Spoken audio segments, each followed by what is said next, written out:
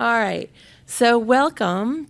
Today in here we're going to be talking about family planning and specifically about pre-implantation genetic diagnosis with in vitro fertilization. So I'm going to start us off with some disclosures and a little bit of basic knowledge so that we've all kind of got a shared vocabulary. And then I'm going to invite some people up who have actually gone through the process of in vitro fertilization and pre-implantation genetic diagnosis. And we'll hear about their experiences and recommendations and that sort of thing and answer any questions that you guys have. All right. So you are used to seeing these disclaimers at this point in the convention, I'm sure. I'm not going to run through them too much. Just put them up there for you guys to see. So I know there have been lots of talks here this week, this convention, about family planning. So I am not going to touch on any of these other options. I just wanted to give them a moment of recognition, okay, that there are many different options to family planning. Today we're going to talk about pre-implantation genetic diagnosis with IVF, but there are many other ways to go about family planning. Okay. So what is in vitro fertilization? It started in 1978. In the U.S., it was the first in vitro fertilization procedure happened in 1981. Right now, it's done at over 448 centers across the United States. 2019 is just the last time they have reported information. And about 2%, so it's a very small percentage of infants born in the U.S., but is a meaningful number of infants born in the U.S. are born using ART, which it stands for Artificial Reproductive Technologies, so of which in vitro fertilization is one. There are others. And then the rate of live birth from an embryo transfer, and I'll get through what all of these terms mean, is for someone who's less than 35 years old is about 53%. So I just want some of those numbers kind of in the background of your mind as we go through things. Also, if anyone here is interested in getting numbers of success numbers for any particular center, you can go on to the CDC has a website of ART success data, and you can go through. This is just a very small sampling of the numbers that they have there. So they have them also by specific center. Okay, so let me talk a bit about what I meant by all of that. All right, so what is in vitro fertilization? In vitro means in a test tube or in a culture dish, so not inside our bodies. So in vitro fertilization is a way of fertilizing an egg and starting an embryo to grow inside a test tube or a fertility dish. It's done at a fertility center. A person who is doing in vitro fertilization will have a physical workup. If it is just a mother, if it is a couple, then typically both will have some sort of workup. Then the woman will begin on vitamins, fertility medications, because we want to maximize mature egg production. Now, I'm not running through an entire what a female reproductive cycle is. I'm going to assume some base knowledge, but every cycle that a woman has, a small number of eggs become mature. One becomes the most mature. The others who have started to mature, just those die in those cycle. And then there's many, many more that are maturing at every cycle that a woman has. So in vitro fertilization wants to get a maximum number of these mature eggs in one cycle. So they want to maximize also the healthy environment for a pregnancy. Okay, so that's what all those vitamins and medications are about. All right, so just to orient us a bit here, we've got the uterus, all right. We have a woman's ovaries, all right, so most women have two ovaries, one on each side, and the uterus here in the center, and then the cervix and our vagina here, okay. There are tubes and all sorts of other things in this picture because if we're doing in vitro fertilization, we are also dealing with needles and other things going into our bodies. So I'll show you what those are in a moment. But just to orient yourselves to kind of the cartoon of our bodies here. The next thing that happens after we've maximized kind of the health of the woman's body is to do an egg retrieval. So during that cycle, when the eggs have matured, the doctor will go in at exactly the right time, and they will collect as many mature eggs as they can. Okay? Now, sometimes they can't collect every mature egg that's in there, but they collect as many from both ovaries as they can. Okay? Then they obtain a sperm donation. If it's from a couple, then from the male of the couple. If this is a woman doing this on her own, they're getting sperm from a bank. It can also be that we're using donor sperm or a donor egg for various reasons. Then we've got the sperm, we've got the egg. Here comes the in vitro part.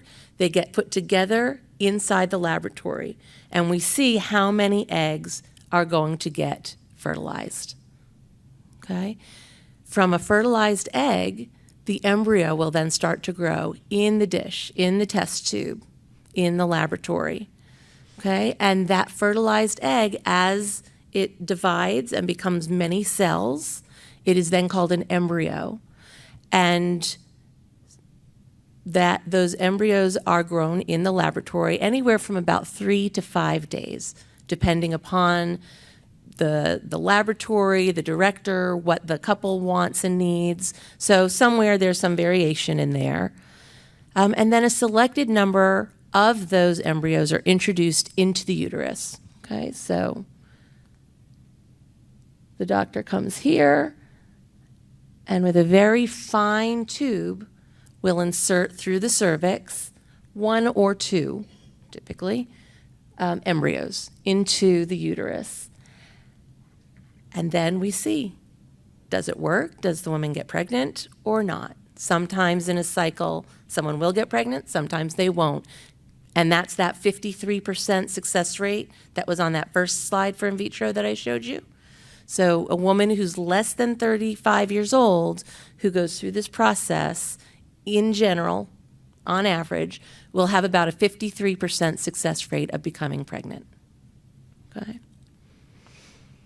People talk about fresh transfers or frozen transfers.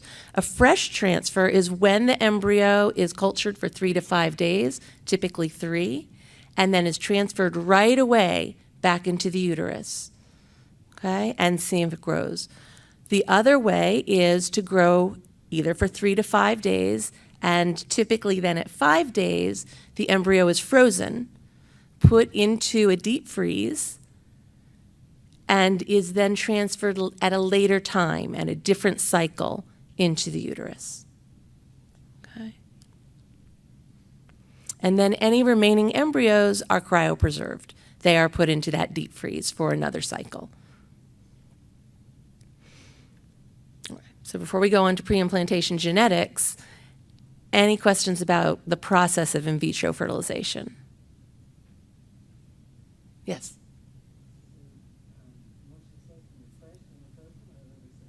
I'm sorry?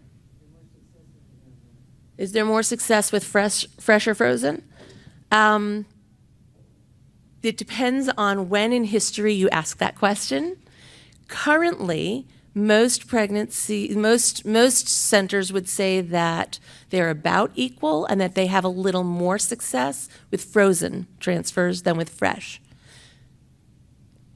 Way back in the years of, like I said, the first one was in 1981, so it's not a long history. About 10 years ago, the answer would have been fresh. Okay, but technology has gotten much better. The methodology used to freeze an embryo has gotten much better, and it allows the woman's body a chance to recover from a lot of those medications. And then in a fresh cycle, the frozen embryo is thawed and transferred into the uterus, and the woman's body is in a better state, if you will. So I think for that reason, it's become that frozen is a bit better these days than fresh.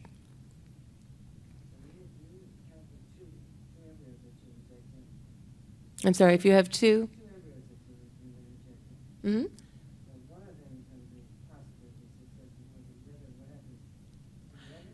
They may turn into twins.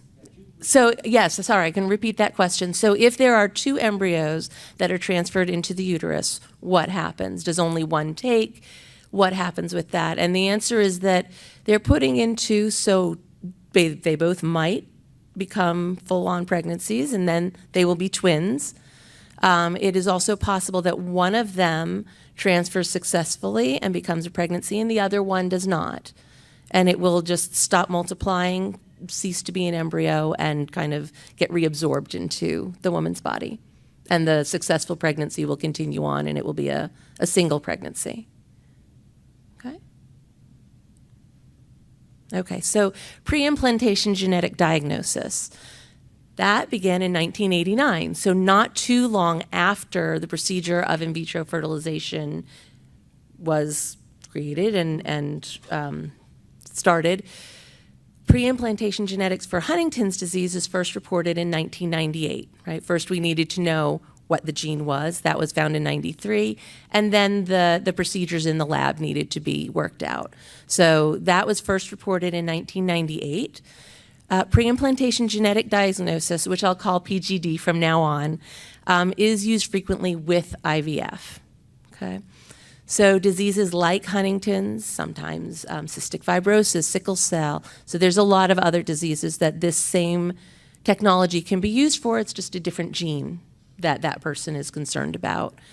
Chromosomal abnormalities like Down syndrome, which is a whole big structure with a lot of genes on it.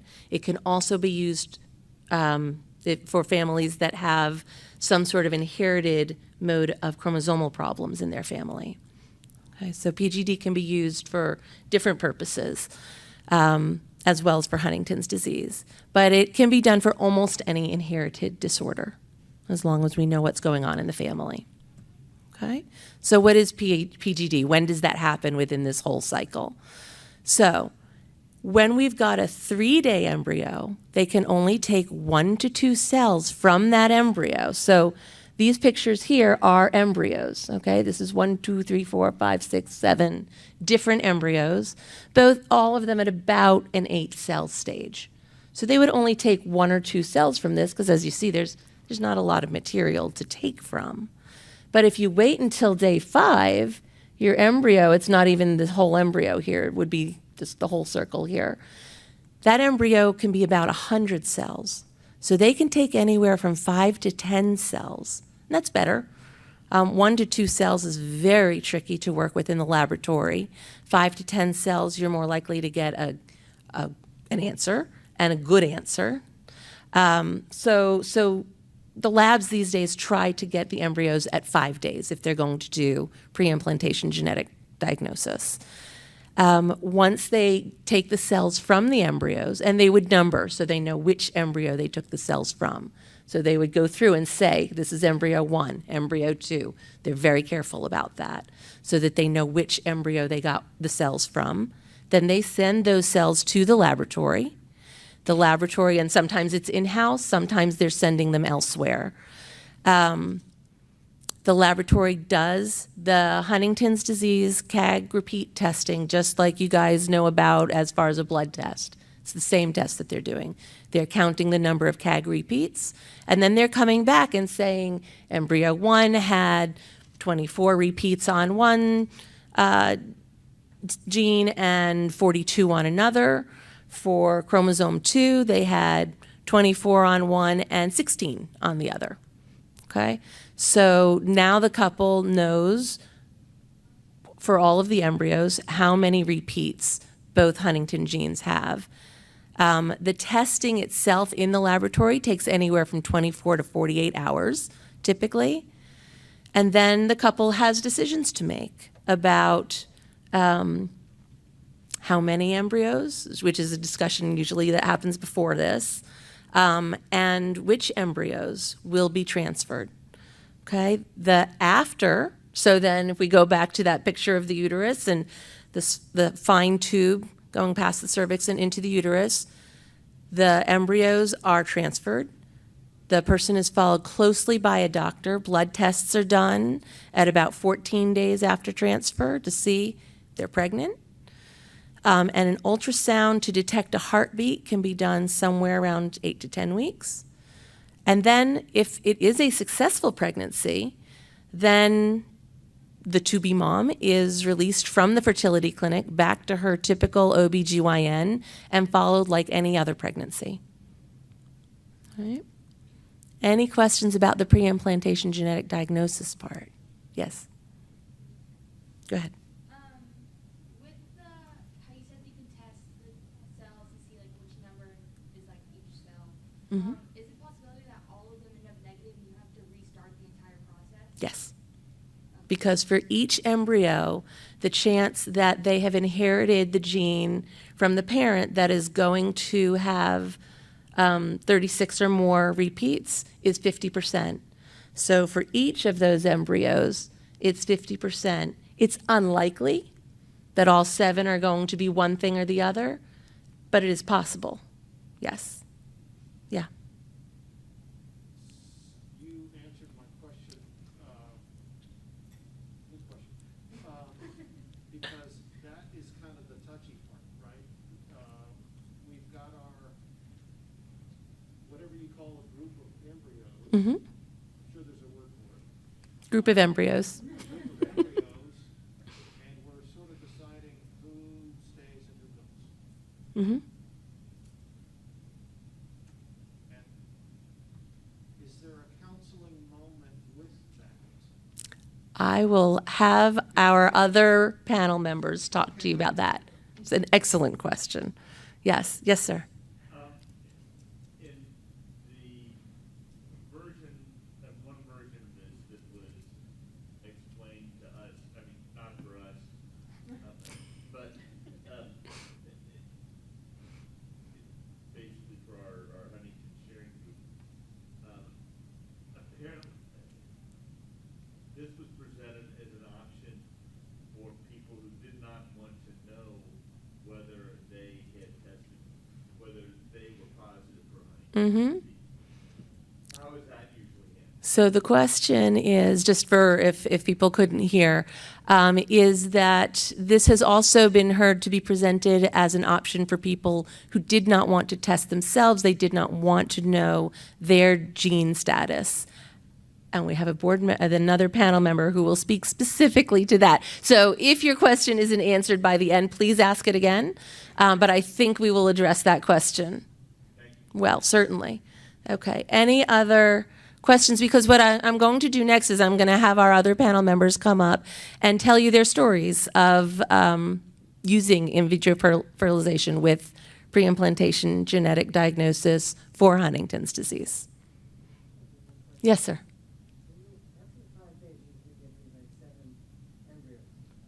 You could, yes. After 5 days, you could end up with 7 embryos.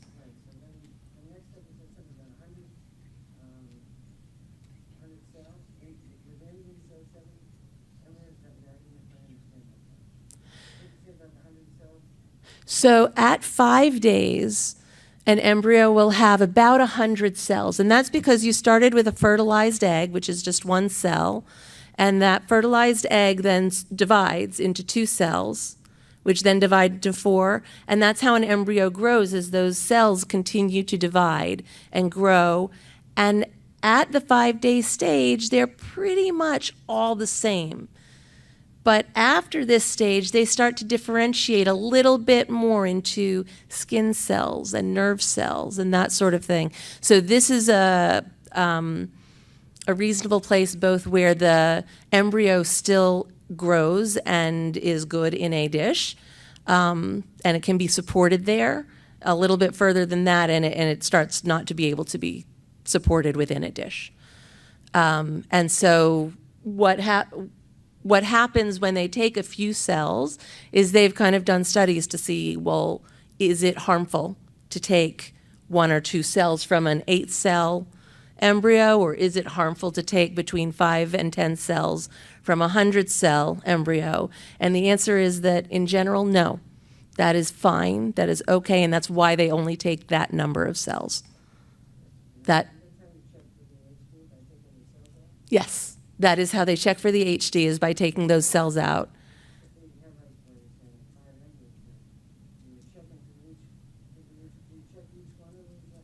So those cells, so the question is then how do you check for the HD once you've taken those cells? And we check for them the same way that you do with a blood sample, is if you've got 10 cells, the lab is going to use those 10 cells and not test them individually. They'll test them as a group to see what the number of repeats are on the Huntington genes in that group of 10 cells. And they'll come back with the two numbers for that embryo. Yes, for each embryo, they will do that test.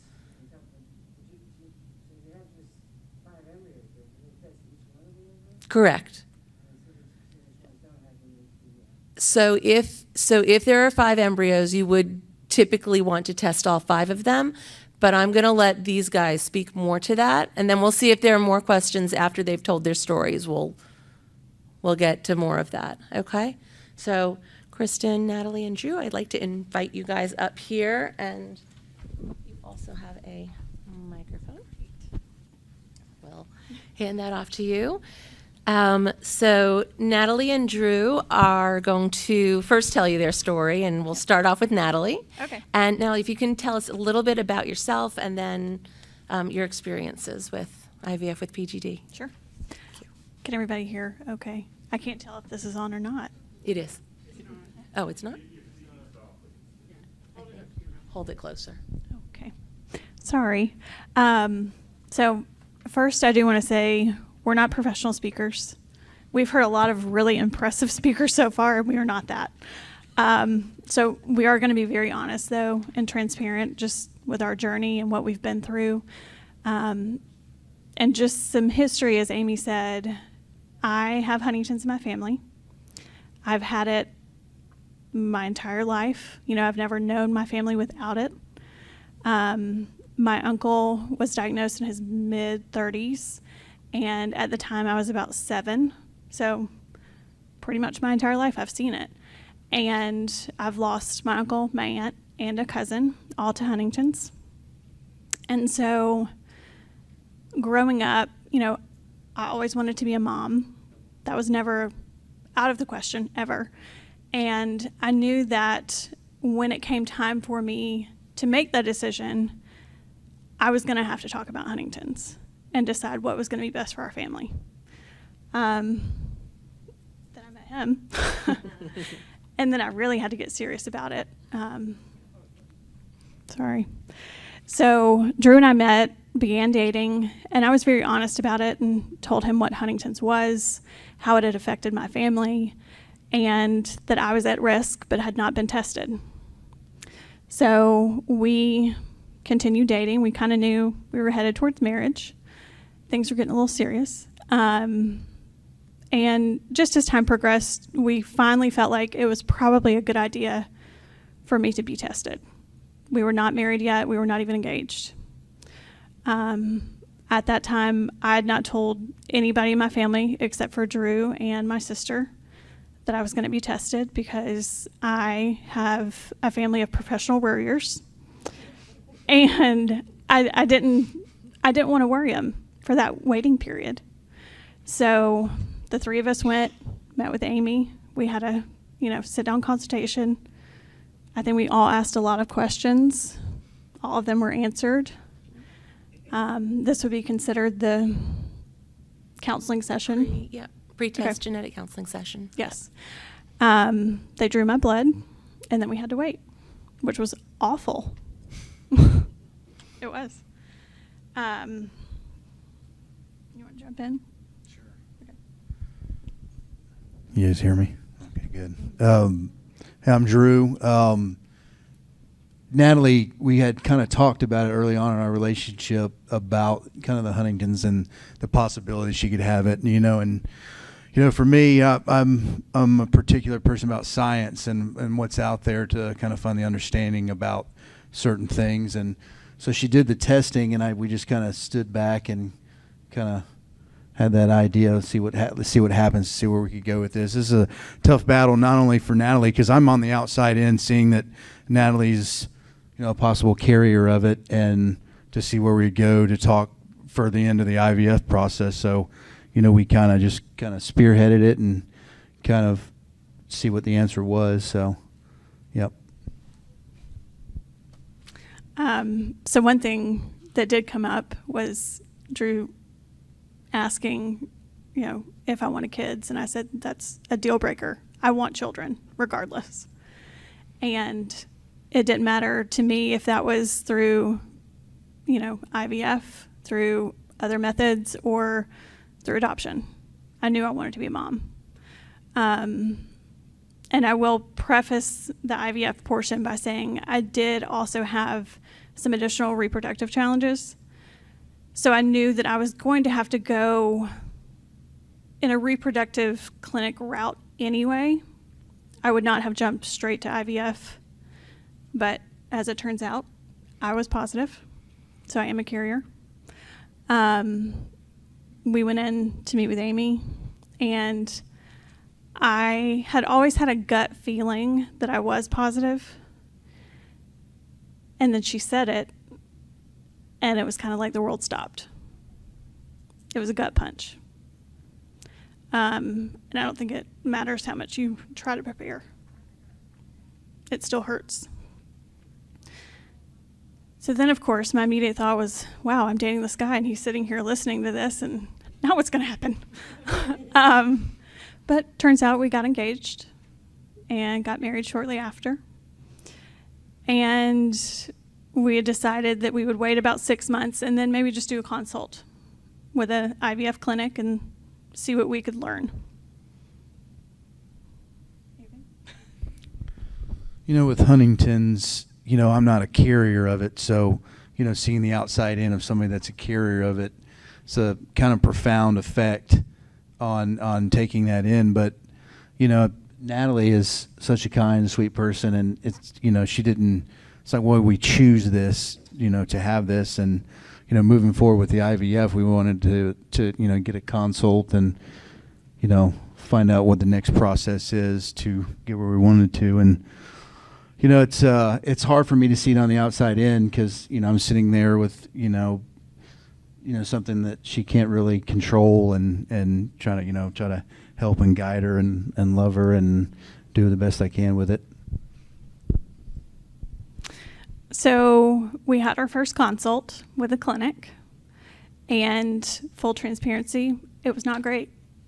I did not have a connection with the doctor or the office staff. We kind of left, and I just kind of had a heavy feeling. And I told Drew, I don't think this is right. I need some time. So slept on it, prayed a lot, and decided to do another consult with a different clinic just for a second opinion. It was a virtual consult because at that time we were in COVID.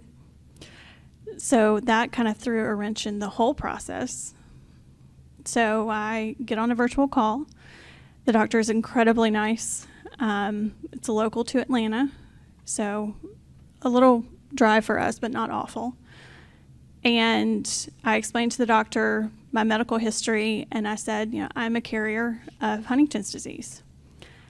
And her immediate response was like, oh my gosh, first of all, I'm so sorry that this is something you have to face, but my best friend's husband has Huntington's.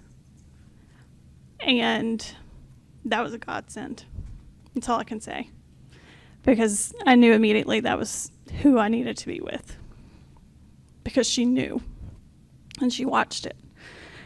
So, a couple more months went by, and we really got into the process. And it starts with blood panels, all kinds of tests for both of us.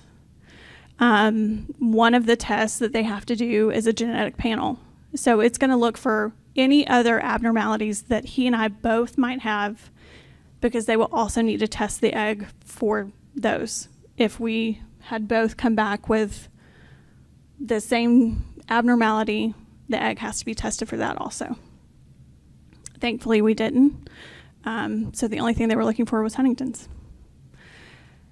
So I started the medication, started with injections and pills of all kinds of hormones. It was tough. And these injections are called stimulating. So it produces as many follicles and eggs as possible so that when it is time, as Amy explained, they have a good selection. And because of my reproductive issues, I made more eggs than most. So it was quality over quantity instead of the opposite. So I ended up with 35 eggs. And when they do the retrieval, they're fertilized the same day. So I went one way, Drew went the other. And then when I came out, I was out of sedation and they told me I had 35. And that was shocking. When I thought I may not even have any, it's always a question. So those 35 were fertilized and 20 continued the fertilization. The other 15 did not. They didn't even make it to day 1. The 25 dropped down to 15. And then the 15 dropped down to 10. So 10 of those eggs made it to day 5, which is when they can be DNA tested. So the day 5 embryo is considered a blastocyst. So those are frozen, and ours were mailed off to Illinois to a clinic. That clinic creates what they call a probe that will specifically look for the Huntington gene. And when they create the probe, they need as much information from you and your family as possible. So they needed my CAG repeat along with my mom's. And if we had had others in our family, they would have had that as well. So our eggs were tested, and the 10 dropped to 5. So we had 3 that were HD positive. And I have a lot of guilt about those 3. And I know that they're embryos and eggs that cannot live without a human body. But when I heard that they had HD, I felt responsible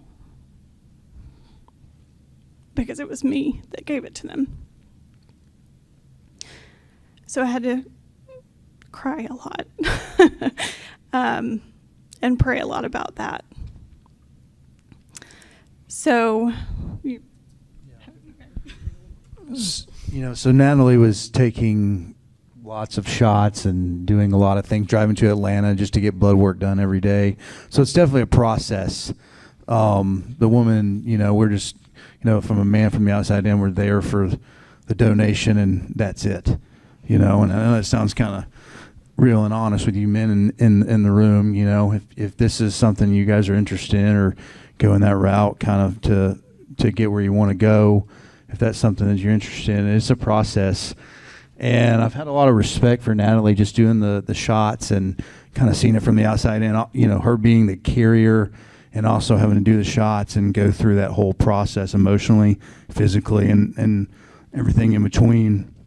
And so we just kind of, and COVID's going on right now, so I can't go in the facility. We couldn't do, the process, together. Some days I had to be outside, so I'm out there waiting for her to get in. I mean, the drive was longer than being in the facility, which was crazy. I'm driving 45. She's driving 45 minutes in there for 15 minutes, and then she's out.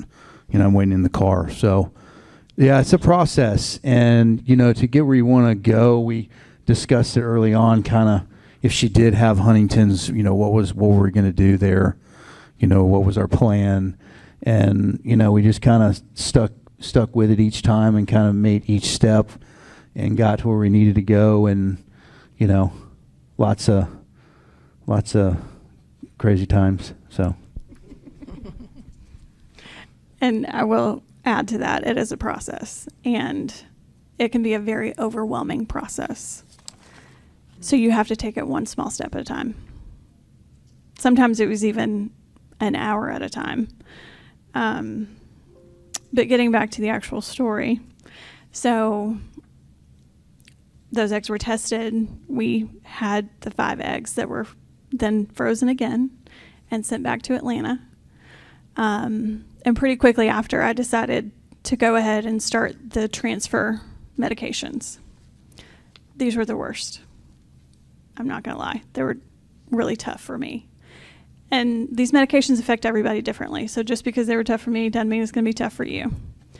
There were more injections that were not pleasant.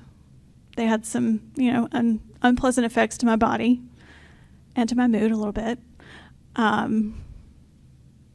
And we scheduled the transfer and went in. It was a very quick thing. You're awake, so you get to see it, which is amazing. They wheel in this incubator, and you can see a little dish in there. And that's your embryo. And they pull it out with the catheter, and they insert it into the uterus, and then you go home, and you have to wait.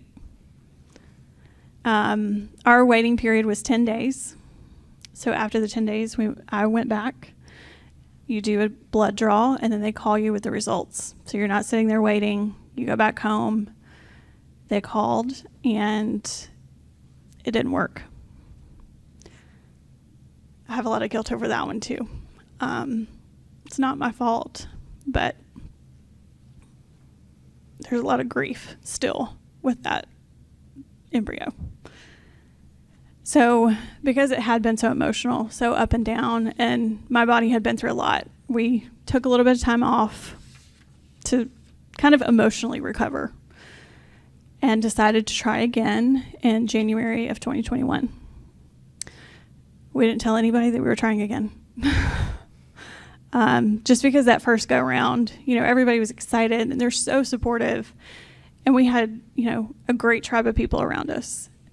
But I didn't want to have the emotions that I felt plus the emotions of everybody else if it didn't work again.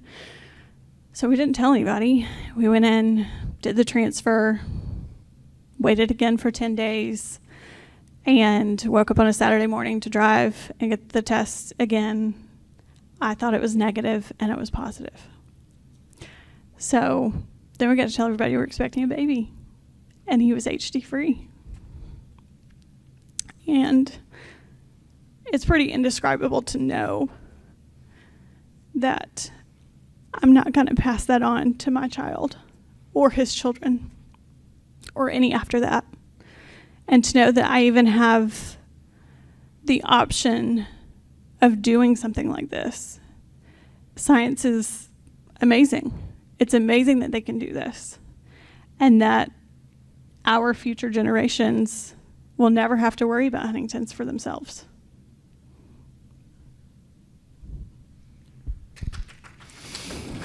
Yeah, you can clap. That's nice. Very nice.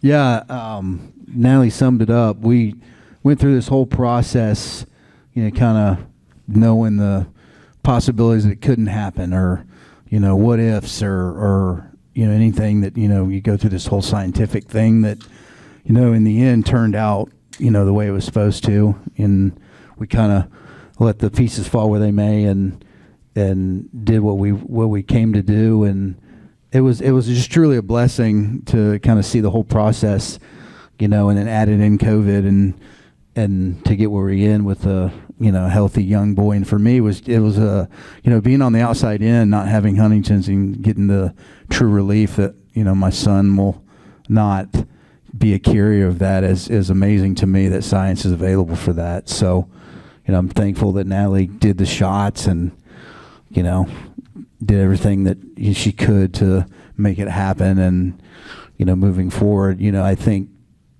the end result, losing those other babies for the end result with this one, is, worth its weight in gold. So I'm happy I can be here today and speak to you guys. And if you have any questions, feel free.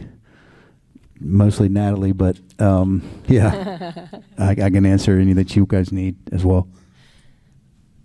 I do have one question before we move to Kristen for both of you, and that is, during your whole process, what kind of supports or resources did you guys use? So that's a great question. And I actually wrote down a whole list of things. So before I even started this process, I have a therapist. I let him know what I was about to do. As hard as it was some days to keep the appointment and actually go, it helped a lot.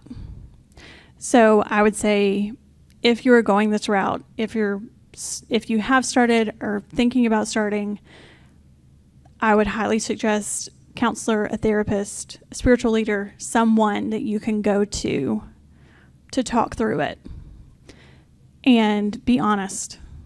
If you're having a crap day, be honest about it, because that's what they're there for.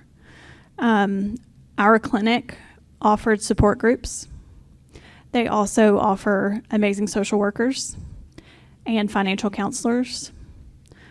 When we went, we were given a whole team of people, and those people are the ones that carry you through it. On the other side of that support is your friends and family. So you've got to have the most supportive people around you. You may have some people that, I think everybody does, that say, yeah, I'll be there, and then they kind of just disappear in the background. But you also know the ones that are going to give you the best support that you need, and those are the ones that you need by your side. We were very lucky in having that support of our friends and family. We've both got a great group of friends, as well as a small group through our church, who prayed us through the whole thing. Another thing that I would say as far as support, one big issue that comes up a lot is finances, because IVF it's not cheap and generally not covered by insurance at all. So that was a big discussion for the two of us. How are we going to do this? Because that can be a little scary. We don't generally have that much money in our bank account. So how are we going to pay for it? And again, our clinic had a financial counselor who I talked to multiple times, had consults with, that talked about different options and gave some suggestions that we definitely looked into. And if you do go to a clinic and they don't have that option, there are other financial counselors that you can find in your area. And I would suggest that as well, just so you're not overwhelmed by it.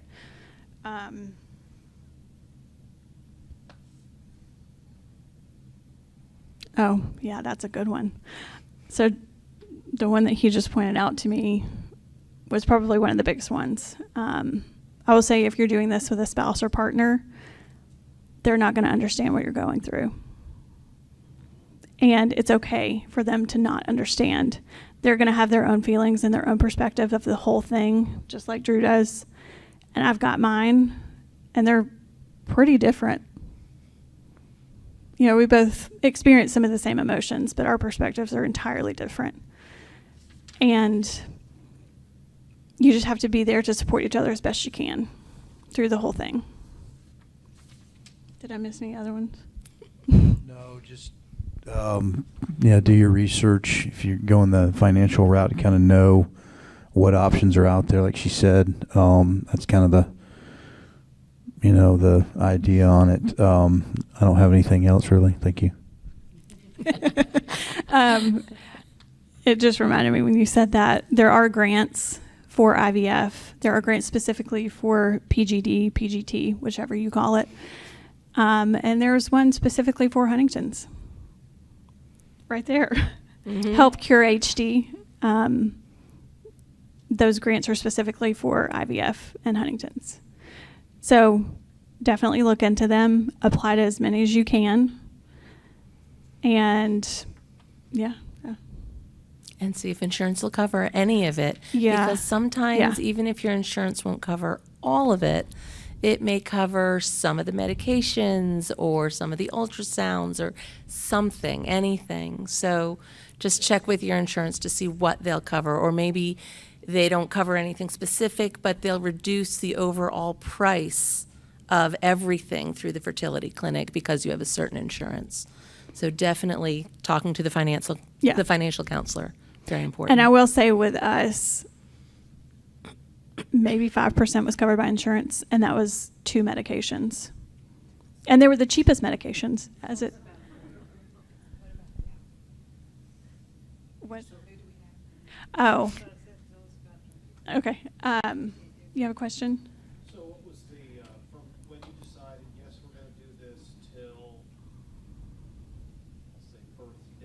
Mm-hmm. Year and a half, year, what was that time frame? So the 2 question years. is, what was the time frame that all this took? Yep. So we actually officially started, meaning after the consult, but knew we were preparing for the medication in June of 2019. And the other end is? And our son was born in September of 2021. Yep. All right. My family's sitting up here wanting everybody to know about him. We had a baby boy. His name is Emery. He's precious and wonderful, and I would do it all 1,000 times for him. Does anybody else have any questions for it? Okay. I think. It sounds like you were very well informed as far as like how many embryos there were to start, and Mhm. it was 20 and 10, and how many were affected by Mhm. HPV. And I'm curious if those were options to you, and discussed how much information you want to have throughout this process. I know there's the option to do it, without learning your own status, but I'm just curious, even just the IVF process itself, was that something that was discussed with you? Yes. So the question is about knowing your disclosure during the IVF process and if that's an option. And yes, it is. So because I had been tested prior to IVF, we decided that we wanted to know. So even when sorry, go ahead. No, that's okay. Go Okay. ahead. So even when we had the consult with our doctor to go over that report, she asked again. And we did have a sit down in the very beginning during that initial consult. She gave us all of our options, explained them all very well. And at any time we could have decided, you know what, I know that I'm positive, but I don't really want to know which of those eggs is affected or if they are. We just, I like information. So I decided that I wanted to know. And the day of the consult, she said, I have the report. I'm happy to send it to you if you want it. It does have the genetic information. It also has gender. And so we knew that information. I think one more question, then we'll go on and have Kristen share with us. Process that you had to give them information on your family. Yes. Do you know why? And if you didn't have it, what would So if you don't have, the question is about giving your family information for the genetic testing of the embryo. If you don't have it, it's okay. They can still do it. It just takes them a little bit longer. And I'm not a geneticist, but I imagine would be a little more difficult. So when you give your results to the clinic, they create a probe specific to those results. So that probe is only going to look at the Huntington gene and going to look to see if it has a CAG repeat similar to mine, to see if it was affected. So, Kristen, if you would, please share with us, your story. I'm Kristen Cranford, and I'm going to go ahead and start with my spoiler alert. I have a 14-year-old son and a 7-year-old daughter that are both HD free. I am at risk, so I have not been tested. I don't know my status. My mom died of Huntington's. She died of complications of Huntington's disease. My husband, so I'll start with the reason I decided not to get tested. Mostly my husband adamantly did not want to know. I was on the fence, so I deferred to his strong feelings. We both were just kind of in the camp of, why would we want to know? And the only answer I could come up to with that was for, having children and having that knowledge to decide what way we wanted to go about that. So we still, I did not get tested. So I went through this same process with non-disclosure. So basically, I did this whole process blindly.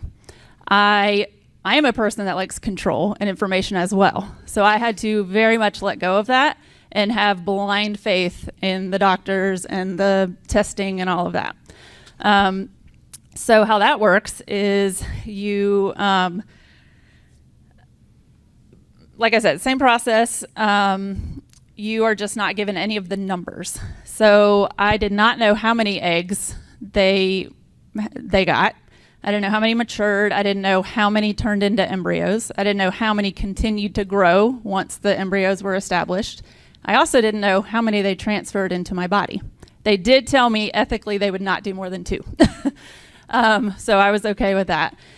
And again, how that decision was made, 1 or 2, was based on the quality of the embryos. And they did explain all this to me. They said, if it's one fantastic looking one, we may just go with that one. If they both look, like maybe one will take, and, it's just, again, blindly trusting them. So again, I had to let go of knowing that. And just, whenever I would go in, it is life consuming. And lots of people do IVF without the Huntington's piece of it. And I understand that. A lot of people go through the IVF process and it's life consuming, but it's a small little blip in your life of life consuming for such a great result.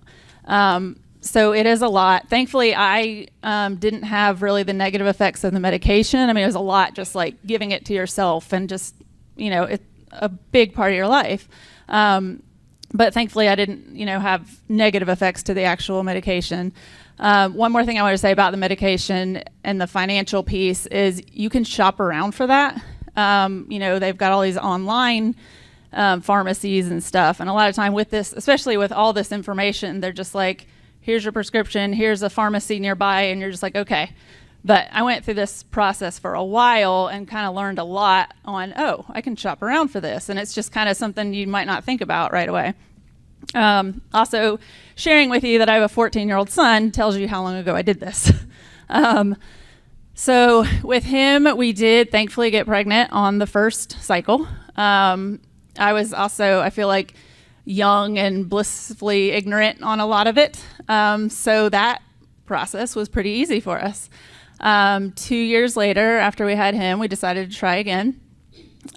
Went through the process 5 additional times, and did not have variety of outcomes, but none of them resulted in a pregnancy. So we did end up adopting our daughter. I know we're not touching on that, but we do have experience with both of those.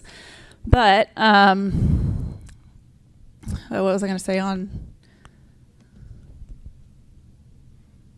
I just lost my train of thought. With the just kind of touching back on how we chose like our doctors and everything. We went to one of the clinics and I actually really clicked with the nurse. And that's, you have, or at least in my experience, you have the closest relationship. You're kind of assigned one nurse. You can like call her. Well, she gave us her cell number. We could call her after numbers. I don't know if that's standard, probably not. But really clicked with her. So felt very comfortable with her. And she gave me a piece of advice of doing this in the non-disclosure way. She said, every time somebody walks into the room, tell them as soon as they walk into the room, I'm non-disclosure. Do not tell me any numbers. Don't tell me anything. Because she said, I'll forget. She's like, this is not normal. Everybody wants to know every bit of information. She's like, this is not standard. So every time somebody walks in the room, whether it's me, the doctor, tell them we don't want to know numbers. So she wrote that in bold letters on my folder. Again, 14 years ago, everything was paper. Wrote it across in bold letters, non-disclosure. And so I thought that was a good piece of advice. Sorry, I need some water.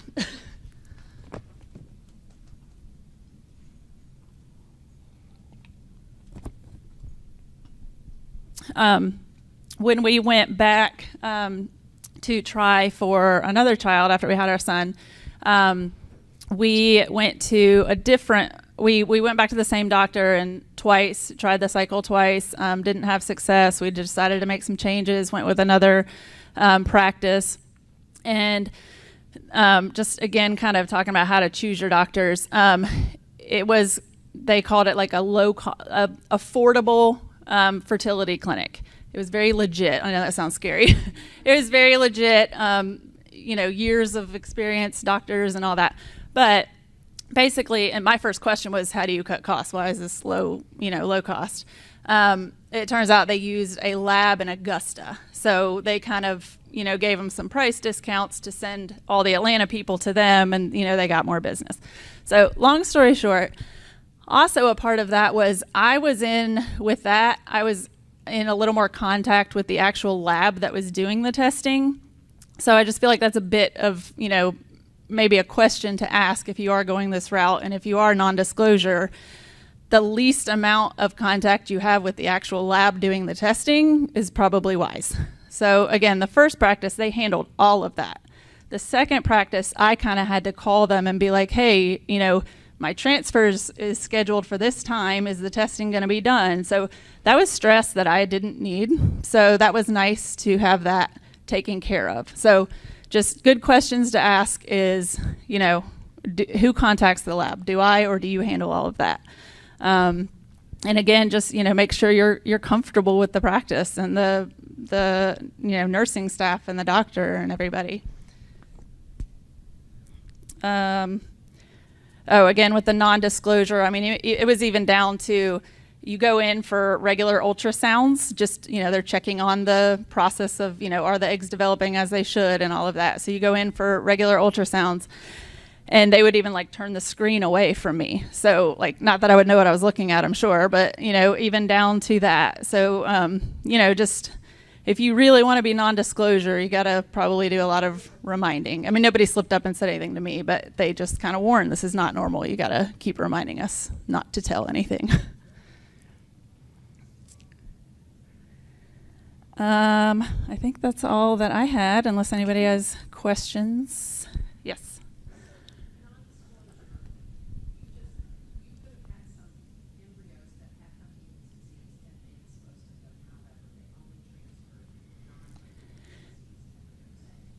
Yes. So I didn't know any of the numbers throughout. All I knew was whatever went back into my body was HD free. So I didn't know, and so part of a tricky part of that could have been, I never did have any left over to freeze. Obviously that would have told me that I had, more, and even being non-disclosure and me not wanting to know my status, your mind is thinking about every single thing that happens, every bit of information that's given to you. Why didn't I have any left over? Were there too many with HD?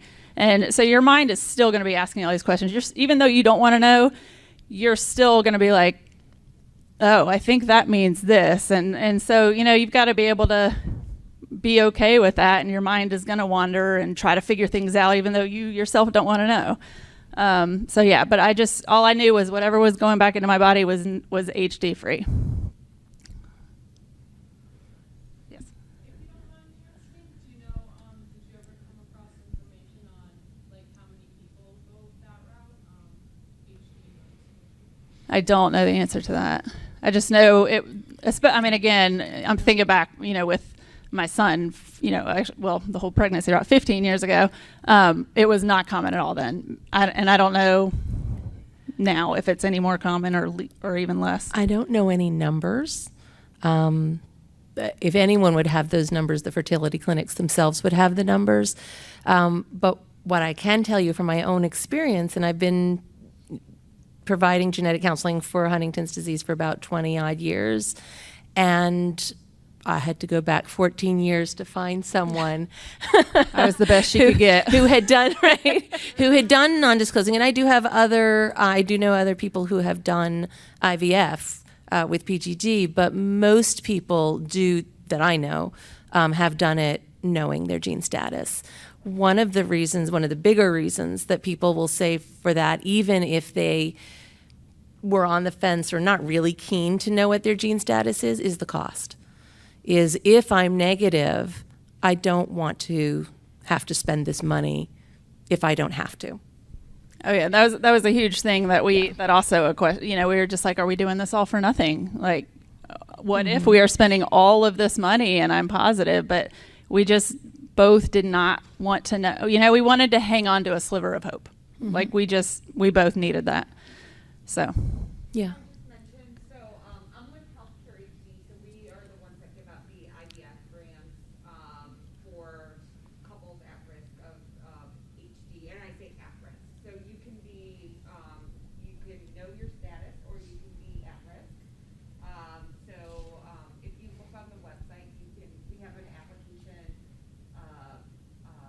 The application period is currently open right now. It closes July 31st. We run it twice a year, so this is the second cycle of the year. But you do not have to know your status. We do require you to provide medical documentation that a parent has been diagnosed.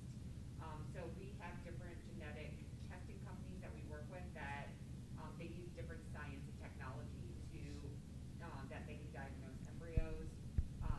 And so we do not disclose it so that if you do not want to know your status, and we screen for all chromosomal abnormalities. So to make sure that you have a healthy embryo, so not just for HD, but for everything. Right. And, you know, I work in fundraising and partnerships, and I don't personally have a connection at HD, but I have gone through IVF with chromosomal testing, with genetic testing. So a lot of people that do IVF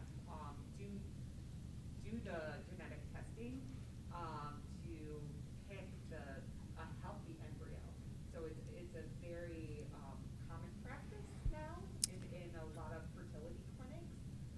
Yeah. So I want to summarize for people that are listening in, because I don't think they can hear what we're saying in the room here. So definitely want to summarize. I know in the Q&A there's information about the grants, so I won't reiterate that information, which the people in the room probably haven't been seeing, go back and forth. But did want to mention, yes, that sometimes IVF with PGD, the PGD can be used, we mentioned at the beginning, for other single gene disorders. It can also be used for chromosomal disorders like Down syndrome, where there's one too many chromosomes, and that is sometimes done as well prior to transfer to make sure that the embryo is as healthy as possible, genetically speaking. They don't look at every gene, they can't, but they can look to make sure that there are no large chromosomal abnormalities, plus a genetic issue like Huntington's that you want to know about.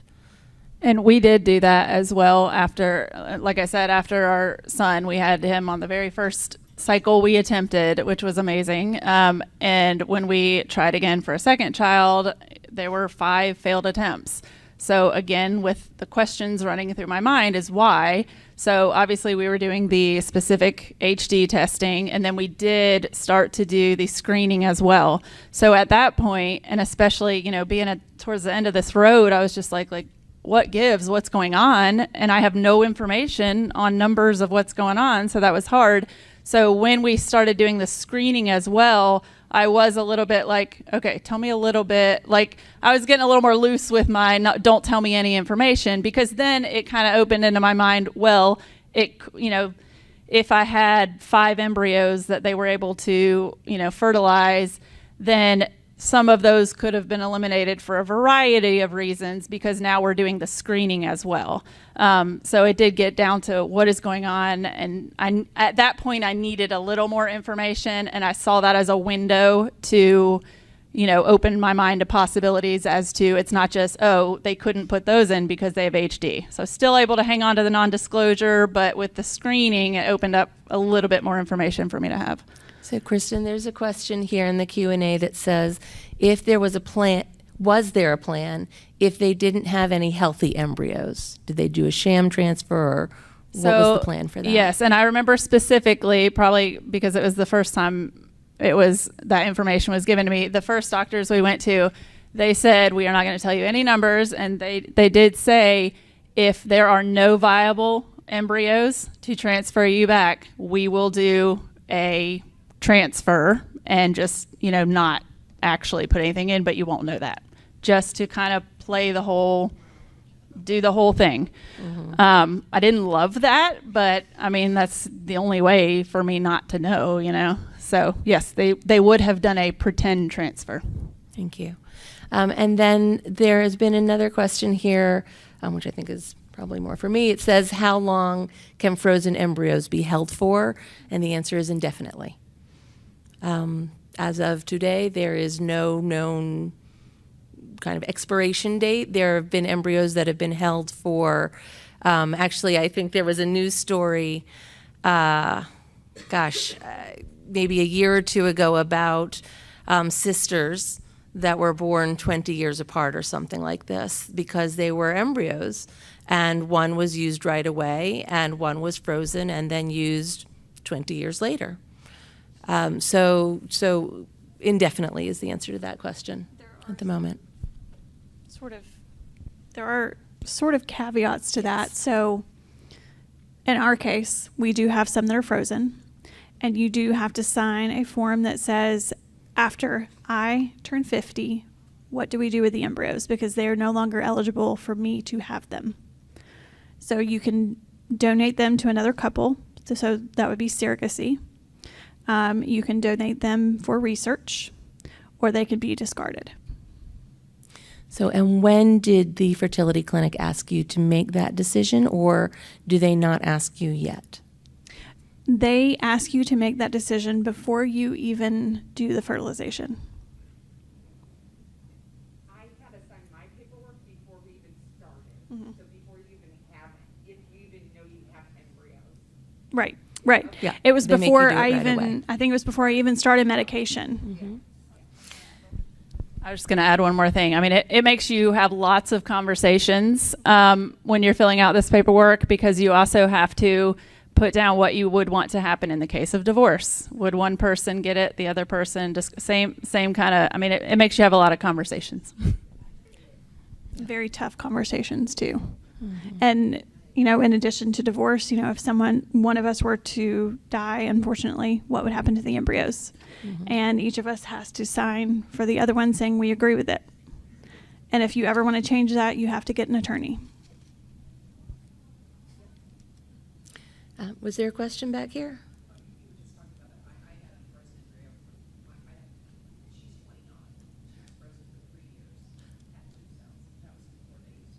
Yes. Yep.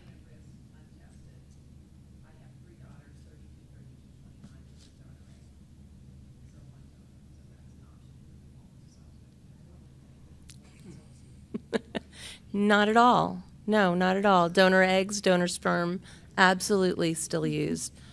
Not at all old school. Actually, yes, we're much better at it now. Yes. Thank you. Yes. So, it's in one of the other. Was there another? Proctors, whatever the word is, monitors, Yes. was insistent that we ask questions from the thing because that's what we have to do. And there's one on here from Mr. Anonymous, or Ms. Anonymous. How much does all of it usually cost? That is an excellent question. 2 commas in the price? Yes, 1 comma. 1 comma. That is a very good question. And unfortunately, I can't give you a number because it could fluctuate. Well, you got to break that down price, you know, if it works the first time, if it works the second time, the third, you know, or each trial, and then, you know, medications cost a certain amount and some get covered, and then you're talking about the whole thing in the beginning, you know, just to get started. I mean, I can talk to you offline if you want to, you know, if you want me to say it over that, I can kind of give you the numbers. I can give you some very general numbers. Would be that the genetic testing itself is $3,000 to $5,000 for about 10 embryos. So if you are lucky enough to have 10, then that is kind of the amount that they test at a maximum. That's what most fertility clinics would recommend. You wouldn't test more than that to begin with, even if you were lucky enough to have more embryos than that. So that's $3,000 to $5,000 for 10 embryos to get tested. The IVF portion, again, Whether insurance covers part of it or not is part of a question. If you can get a grant or not to cover part of it, that's another question. But in general, $15,000, give or take, is a fair guess for each cycle. So that's starting with taking medications, having the eggs start to mature, getting them extracted, having the egg fertilized, and then transferred. All of that would be about $15,000, $20,000, something in that ballpark. If you only got 2 embryos out of those, both were transferred and neither of them took, you're starting all over again. If, however, you got 10 embryos, and let's say you did do PGD for HD, and you found that 5 were, just to take your numbers, 5 were HD free, you transferred 1, it didn't take, so now you want to do it again, you're going to transfer 1.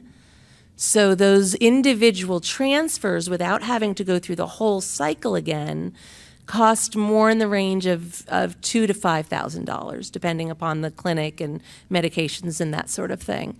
So once you have embryos frozen and you're going to use those embryos, that each transfer cycle is much less expensive. Not cheap, but much less expensive. And Yeah. In the big picture of raising a child, correct. It's a drop in the bucket. However, you're spending it all at once. yes, yeah, yes, It's it all is at up once. front. And if you do have frozen embryos, you have to pay storage on them every year. And I want to say medications were like 5. It depends on It depends on which depends and on how much medication which you need. medications and how long you need them. I will say for us in particular, I had to order some. I ran out because I needed more. I ordered another box and only used 1 shot out of the whole box. Yeah. And I just threw them away out of my refrigerator. Yeah. So I just want to make it clear that the Huntington's disease can also come from the male, not only the female. So we're Yes. talking here like it's only the girls. No, the HD can come from either side of the family, but the burden of most of the in vitro fertilization will be on the female, whether she's the person who is at risk for HD or not. But she's not always the one that's passing it on. Correct. It certainly could have been the man in the couple, absolutely, who is at risk for Huntington's or is going to have it. And that's why the couple is going through it. Absolutely. Just so happens in our two panels, it was the women who are at risk. Absolutely. Good point. Yes. Mine, it was just like, how do you find grants? Like, is there only like a few? Is there a site that you guys use? There's so many. So the question is, how Google. do you find Look grants? about, like grants for like HD, IVF, all that? Okay, perfect.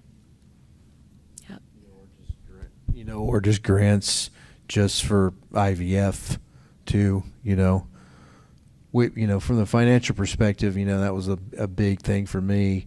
I paid for what I could because it's going to come from 3 different kind of angles.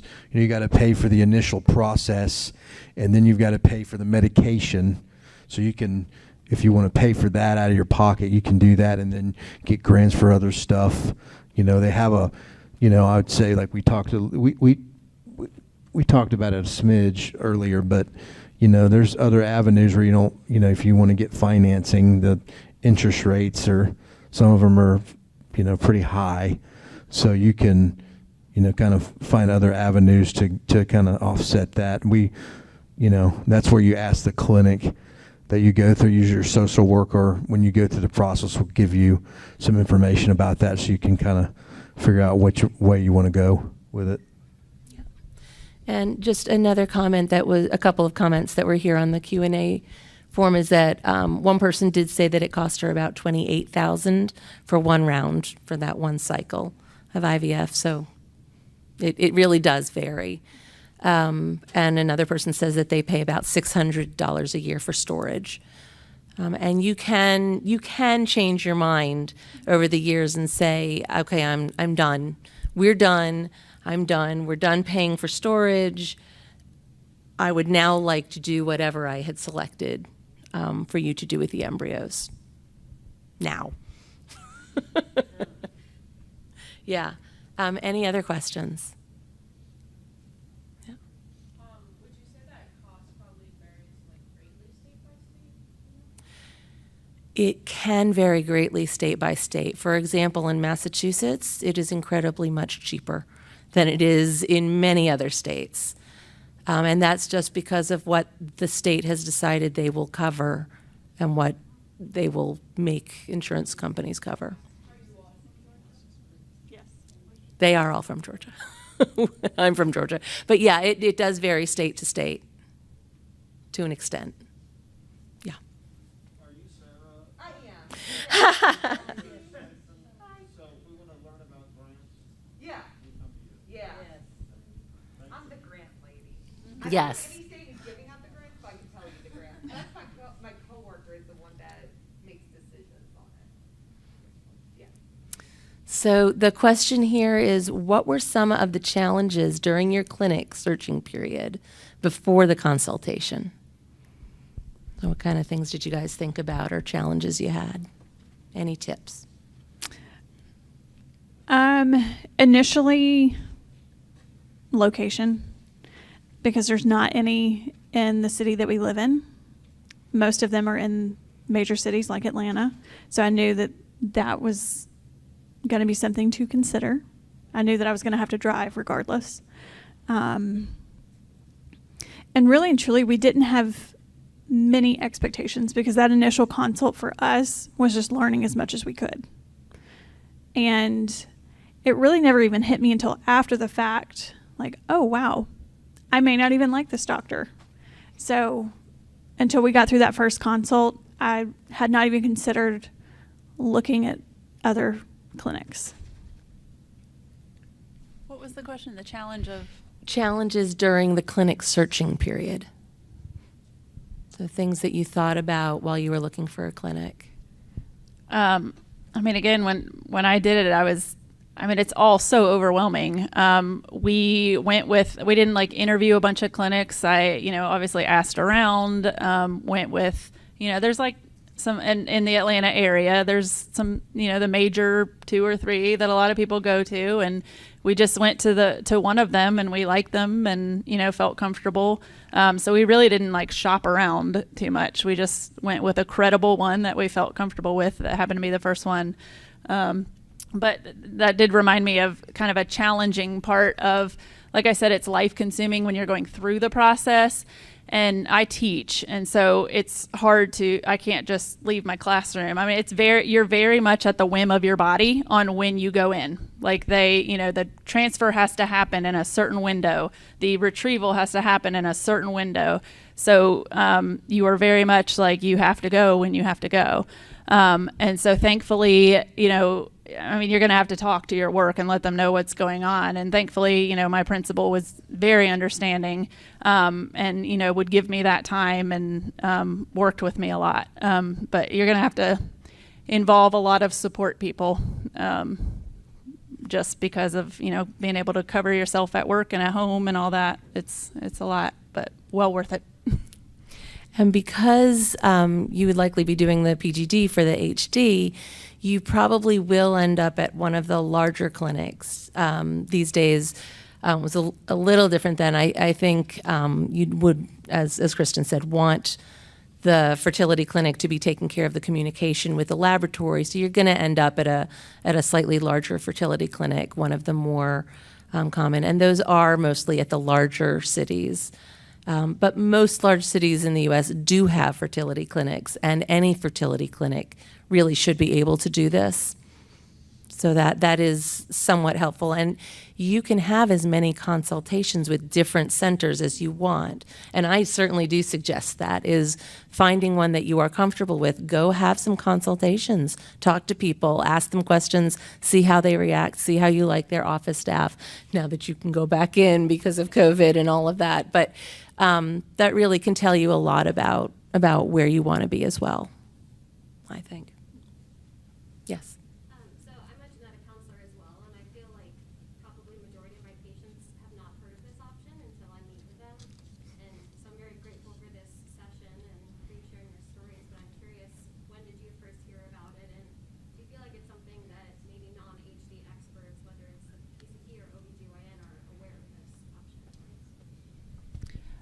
Well, Amy introduced it to me. I met with her about, kind of the initial how all this works. So I just, heard about it through HDSA and Amy. And again, it was a long time ago, and it wasn't, I feel like it wasn't all that common. And I did have to find, the right clinic that, did PGD, and we're familiar with that. And that was one question I asked, how many of these do you work with? And, they had done several, but it just wasn't as common then.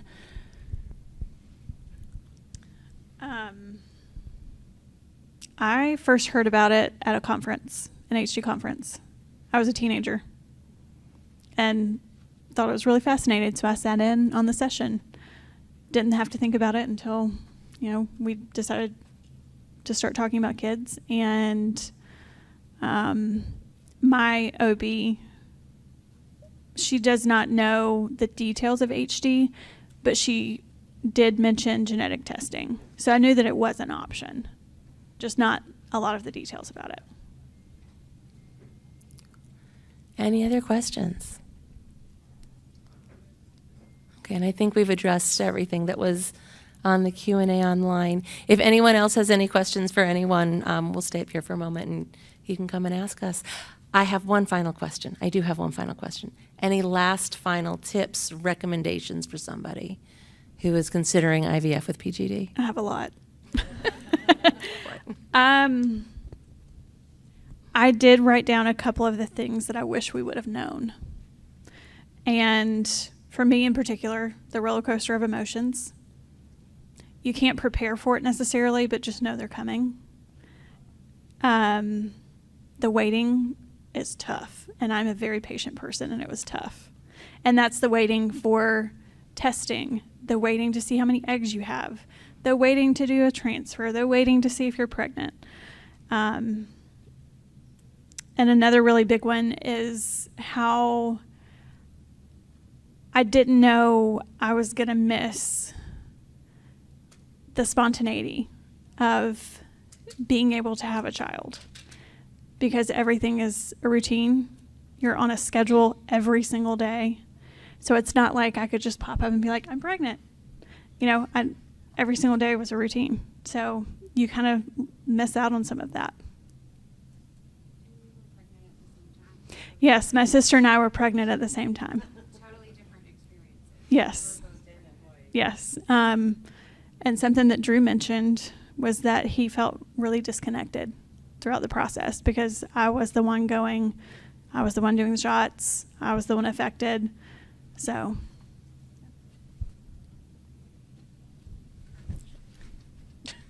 I feel like I'm kind of ending this on a negative note, and I don't want to, but I do want to just share two challenges that you just reminded me.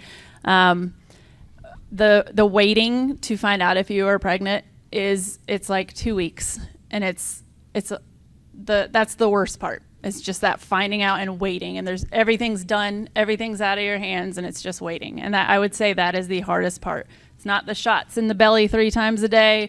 It's not the giant needle that the trigger shot, they call it. All of that is well manageable. That 2-week wait is the hardest part. And then the other thing, again, I feel like I'm going to end positive, I promise. But every time you do a cycle, one of my results was a pregnancy that I miscarried early.